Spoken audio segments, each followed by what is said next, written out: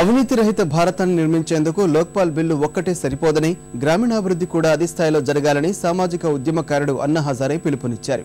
తమతో కలిసి పనిచేసేందుకు వేలాది మంది యువకులు ముందుకొస్తున్నారని, వీరి సాయంతో లోక్పాల్ ఉద్యమంతో పాటుగా గ్రామీణాభివృద్ధికి ప్రణాళికలు రచిస్తామని ప్రకటించారు.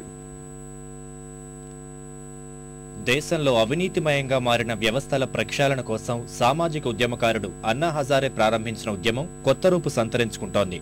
అవినీతి వ్యతిరేక లోక్పాల్ బిల్లు తీసుకొచ్చే విధంగా కేంద్రంపై ఒత్తిడి పెంచేందుకు సర్వశక్తులు ఒడ్డుతున్న అన్న బృందం ఇప్పుడు మరో కొత్త అంశాన్ని తెరపైకి తెస్తోంది. అవినీతి అంతమైతే చాలదని, గ్రామీణాభివృద్ధి కూడా అవసరమని స్పష్టం చేస్తోంది.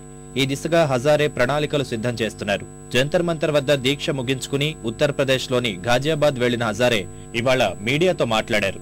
తమ ఉద్యమంలో పాలు పంచుకునేందుకు వేలాది యువకులు సిద్ధంగా ఉన్నారని, వారిని సరైన మార్గంలో వినియోగించుకునేందుకు తగిన ప్రణాళికలు రూపొందిస్తున్నామన్నారు. अगर पूरा समय देने वाले कार्यकर्ता आगे आते हैं, आधा समय देने वाले कार्यकर्ता आगे आते हैं, तो उनको हम रालेगंज सिटी में ट्रेनिंग देंगे, लीडरशिप ट्रेनिंग देंगे, उनको कार्यकर्ता बनाएंगे। और जो अभी 100 गांव हम बनाने हैं देश में, एक मॉडल विलेज,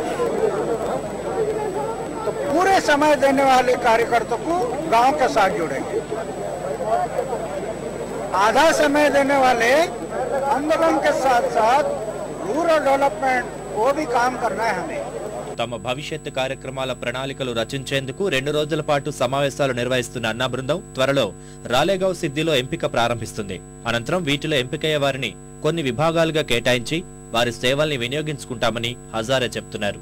आंदोलन के साथ साथ रूरल डेवलपमेंट की जो संकल्पना है, जब तक ये दोनों कामें नहीं होगी तब तक इस देश को भविष्य नहीं, समाज के लिए उज्जवल भविष्य नहीं। करप्शन हम कितना भी कम कर दिया, लेकिन विधायक काम को हम गति नहीं दिया तो देश आगे नहीं बढ़ेगा।